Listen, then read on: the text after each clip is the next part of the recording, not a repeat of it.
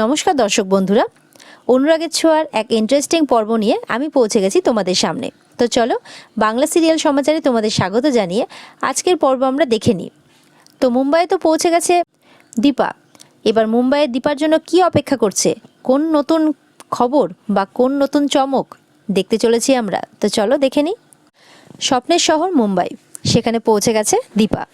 Bag থেকে appointment লেটারটা বের করে দীপা আর বলে, এই অ্যাড্রেসে আমাকে পৌঁছতে হবে, কিন্তু এখানে তো সবাই অন্য ভাষা বলে, দেখি কাউকে জিজ্ঞেস করতে হবে, দীপা বলে। এরপরে কিছু বাচ্চাকে গণপতি বাপ্পা সেজে দেখে দীপা খুব খুশি হয়ে যায়, সোনার উপর কথা মনে করে। তখন একটা বাচ্চা যখন পড়ে যায় তখন দীপা তাকে সামলায়, আর বাচ্চাটা গণপতি বাপ্পাই সেজেছিল। সে দীপার হাতে একটা ফুল দিয়ে চলে যায়। দীপা সেটা পেয়ে খুব খুশি হয়ে যায়, সেটাকে দীপা ভগবানের আশীর্বাদ হিসেবেই নেয়। এরপরে একজন ভদ্রলোক আর একটা বাচ্চাকে সামনে যেতে দেখে তাদেরকে সূর্য আর সোনা বলে ইমাজিন করে দীপা, আর ডাক্তারবাবু ডাক্তারবাবু বলে ডাকতে থাকে। এদিকে কিছুক্ষণ এগিয়ে যখন ওই ভদ্রলোকের ঘাড়ে হাত দেয়, ডাক্তারবাবু বলে ডেকে ওঠে, তখন ওই ভদ্রলোক ঘুরতেই বলে, yes, how can I help you. Dipa দেখে তার ডাক্তারবাবু আর সোনা নয়, তারা অন্য কেউ। উনি জিজ্ঞাসা করেন, কিছু বলবেন? দীপা তখন বলে, সরি। ওনারা চলে যান। দীপা বলে, এই শহরে আমি একা, পুরো একা, কিন্তু তাও কেন ভাবলাম আমি আপনাদের কথা। আমাকে ভুলতে হবে, সব ভুলতে হবে, সব, দীপা বলে। এরপরে একজন গাড়ির ড্রাইভার, সে বলে, মানে সে বুঝতে পারে যে এই মেয়েটি পুরো বাইরে থেকে এসেছে, তো একে তো ঠকা যাবে। দীপাকে বলে, কোথায় যাবেন, কাহা জানা হে আপকো। তখন দীপা বলে, আমাকে অ্যাকচুয়ালি এই জায়গাটাতে যেতে হবে। তখন উনি বলেন যে, আপনি বাঙালি, আমিও বাংলা জানি কিছু কিছু ক্ষেত্রে, চলুন আমি আপনাকে পৌঁছে দেব। দীপা বলে, কত ভাড়া? তখন উনি বলেন যে, ওই সব ভাড়াটারা দেখা যাবে, আপ চালিয়ে। দীপা বলে, তাও যদি বলতেন কত ভাড়া। উনি একটাই কথা বলেন, वो देखा जाएगा, आप पहले बैठिए, इसके बाद कोई भी टैक्सी आपको नहीं मिलेगा, आप बैठिए। বলতে বলতে দীপার সমস্ত লাগেজ উনি গাড়ির ডিক্কিতে তুলে দেন। দীপাও কোনো কিছু বুঝতে না পেরে পোকার মতো গাড়িতে বসে যায়। এদিকে দীপার বাবা ফোন করেছে, দীপা কথা বলছে, জিজ্ঞাসা করা হয় পৌঁছে গেছে কিনা। দীপা বলে, হ্যাঁ আমি পৌঁছে গেছি বাবা, নতুন শহরে নতুন জায়গায় পৌঁছে আমি গণপতি বাপ্পার আশীর্বাদও পেয়ে গেছি, কোনো অসুবিধে নেই, আমি ঠিক পারবো বাবা। দীপার কথা শুনে তার মা বাবা খুশি হন। এরপরে সোনা রূপার কথা জিজ্ঞাসা করলে দীপার মা বলে, আমরা কিছু জানি না ওই ব্যাপারে, আমরা কারোর ব্যাপারে কিছু জানি না। হ্যাঁ মাঝে মধ্যে উর্মির সাথে কথা হয়, কিন্তু আমি কোনো কিছু জিজ্ঞাসা করি না, ওরাও কিছু বলে না, আর আমি ওই বাড়ির ব্যাপারে কোনো কিছু জানি না, কোনো কিছু বুঝি না। তুইও জানতে চাস না মা, এবার একটু তুই ভালো করে থাক। দীপা তখন বলে, আচ্ছা ঠিক আছে মা, আমি আবার পরে ফোন করব, বলে ফোনটা রেখে দেয়। এরপরে একটা জায়গায় দীপাকে নামিয়ে দেওয়া হয়, আর উনি বলেন যে আপকা ডেস্টিনেশন আ গেয়া। তখন দীপা বলে, আচ্ছা এই জায়গাটায়? উনি বলেন হ্যাঁ। তখন দীপা ব্যাগ থেকে 500 টাকার নোট বের করে দেয়। উনি বলেন, বাস ইতনাই আর 3000 রুপয়া। দীপা বলে, কি, তার মানেটা কি? উনি বলেন, 3500 রুপয়া। দীপা বলে, কি, এইটুকু আসতে 3500 টাকা? আপনি আমাকে আগে কেন বললেন না? তখন উনি বলেন চালাকি করে, আসলে বাংলা ভাষা হামকো সমঝ নেই আতা হ্যায়। বারবার বলতে থাকে, এইটুকু রাস্তায় এলাম, 3500 টাকা কি করে হয়? দীপাকে নতুন পেয়ে উনি এইভাবেই ঠকাচ্ছেন। দীপা তখন বলে, আচ্ছা ঠিক আছে, মিটারটা দেখান। তখন উনি বলে, মিটার क्यों देखना है आपको, उसमें भी 3500 रुपया ही दिखाएगा आपको। তখন দীপা বলে, চালিয়ে পুলিশকে পাস চালিয়ে। তখন উনি বলেন যে, পুলিশের কাছে কেন এইটুকু ব্যাপারের জন্য? একজন ভদ্রলোক আসেন, দীপা তাকে বলে। দীপা তখন উনি বলেন, তাই নাকি? তারপরে সেই অটো চালক, সেই গাড়ির চালক বলে, देखिए ना 3500 रुपया हुआ है, लेकिन वो मुझे सिर्फ 500 रुपये दे रही है। দীপা তখন বলে, না আমি পুলিশের কাছে যাব, আর উনি যদি বলেন তাহলেই আমি মানবো।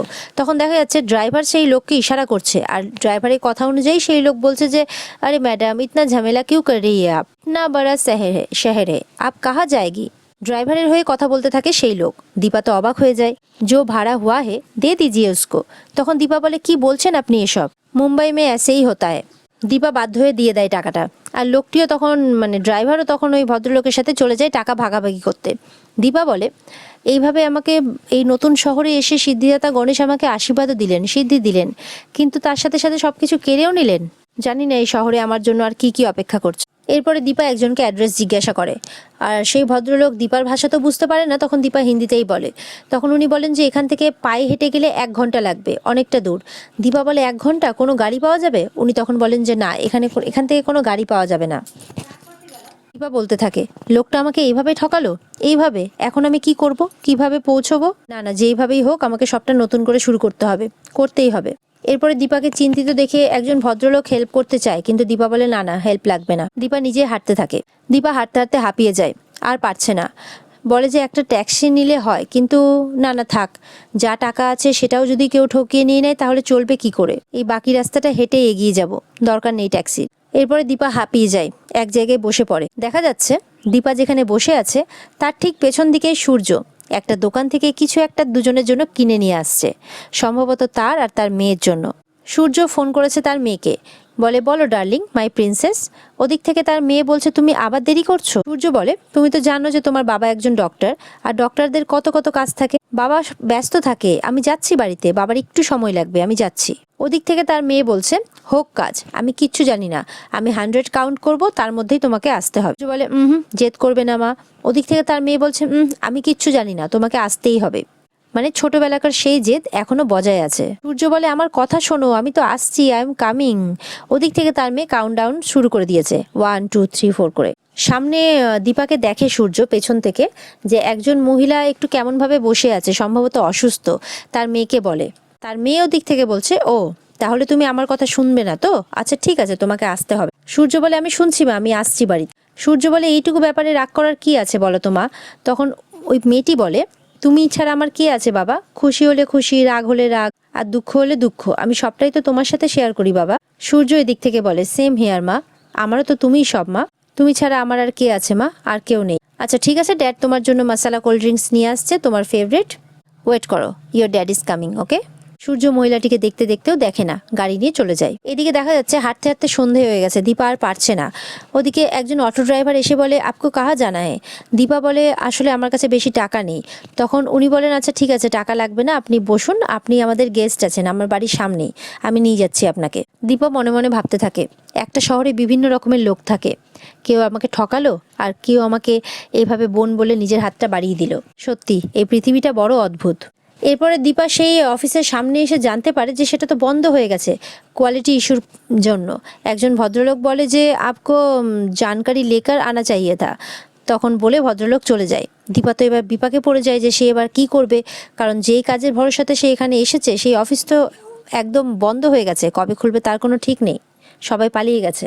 দীপা বলে এবার আমি কি করব, এই অচেনা অজানা শহরে এবার আমি কোথায় যাব, এত রাত্রে কোথায় থাকবো আমি।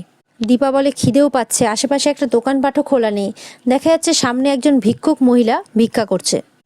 এরপরে দীপা বলে ব্যাগে একটা বিস্কিটের প্যাকেট আছে, সেটাই খায়। যখন সেটা বের করে খেতে যাবে তখন সেই ভিক্ষুক মহিলা বলে 3 দিন থেকে সে কিছু খায়নি, তাকে খাবার দিতে বলে। দীপা তখন সেই বিস্কিটটা তাকে দিয়ে দেয়। সেই ভিক্ষুক মহিলা চলে যায় সেখান থেকে দীপাকে আশীর্বাদ করে। দেখা যাচ্ছে আরেকজন লোক দীপাকে ফলো করছে। দীপা তো খুব চিন্তায় পড়ে গেছে, বলছে বাবাকে ফোন করব, না না বাবাকে ফোন করলে তো চিন্তায় পড়ে যাবে, কি করি আমি এখন, ফোনেও তো বেশি চার্জ নেই, আর আমার কাছে খুব বেশি টাকাও বেঁচে নেই।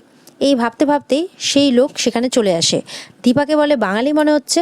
উনি বাংলা হিন্দি মিক্স করে কথা বলছেন যে এত রাত্রে আপনি এখানে কি করছেন। দীপা তো চুপ করে থাকে, কারণ অলরেডি একবার সে ঠকেছে আর সে ঠকতে চায় না। সেই লোক এসে বলে আপনি বাঙালি মনে হচ্ছে আপনাকে দেখে, দেখুন এই এলাকাটা কিন্তু ভালো নয়, আপনি এক কাজ করেন, ঘর ভাড়া খুঁজছেন তো, সামনে একটা গলি আছে ওখানে চলে যান, আর গিয়ে একটা নাম্বার লিখে দিল, এই নাম্বারে আপনি ফোন করে নেবেন, দিয়ে উনি চলে যান।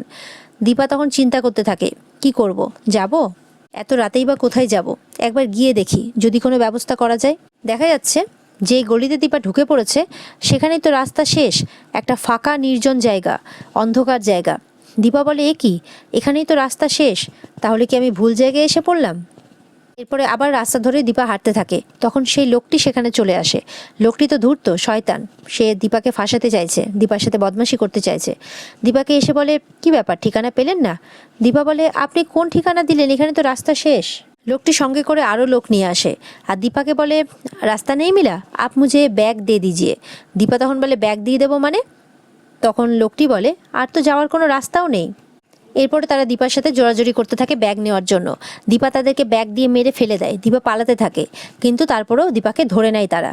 দীপা তো খুব করে কাকুতি মিনতি করতে থাকে, আমাকে ছেড়ে দিন, আমার কাছে কিছু নেই, প্লিজ আমাকে ছেড়ে দিন। এরপরে দীপার সাথে খুব টানা হেঁচড়া করছে তারা। একজন দীপার ঘাড়ের ব্যাগ ধরে টানছে, একজন দীপার হাতের ব্যাগ ধরে টানছে। দুজন হাট্টাকাট্টা গুন্ডা এসেছে দীপার সাথে লড়তে। আশেপাশে কোনো লোকজনও নেই। খুব চেষ্টা করছে দীপা। দীপা চিৎকার করতে থাকে, হেল্প হেল্প বলতে থাকে, কিন্তু আশেপাশে কেউ নেই হেল্প করার মতো। অবশেষে দীপা তার ট্রলি ব্যাগটা বাঁচাতে পারলেও তার ঘাড়ের ব্যাগটা তারা ছিনিয়ে নিয়ে চলে যায়, যেখানে দীপার সমস্ত পেপারস, ডকুমেন্টস, সমস্ত টাকা পয়সা, এমনকি মোবাইল ফোনটাও ছিল। এবার একা শহরে দীপা একেবারেই একা, যোগাযোগ করার মতনও কোনো কিচ্ছু নেই তার কাছে। দীপা চিৎকার করতে থাকে, কাঁদতে থাকে, কিন্তু হেল্প করার মতো আশেপাশে আর কেউ নেই। এরপরে আবারও দীপা সোনারূপাকে কল্পনা করে, কল্পনার মধ্যেই সোনারূপা তার সাহস আর শক্তি যোগাচ্ছে তাকে। তারা বলছে যে ভগবান যখন সব পথ বন্ধ করে দেয় তখন একটা পথ নিশ্চয়ই খুলে দেয়। দীপা তখন মনে শক্তি পায়, বলে তোদের মা কিছুতেই হারবে না, কিছুতেই না। দীপা মনে সাহস নিয়ে এগিয়ে চলে, বলে আমি পারবো। বলে যে ব্যাগটাও তো চলে গেল। এদিকে হাঁটতে গিয়ে দেখে জুতোটাও ছিঁড়ে গেল। খালি পায়ে হাঁটতে থাকে দীপা। দীপা বলতে থাকে, কাঁদতে থাকে, হাঁটতে থাকে, কেন এলাম আমি, কেন এলাম, ব্যস্ত ছিলাম সবার আড়ালে, কেন আমি এখানে এলাম, বারবার কেন আমার সাথে এরকম হয়। দীপা কাঁদতে কাঁদতে বসে পড়ে, বলে কেন আমি এলাম, কেন।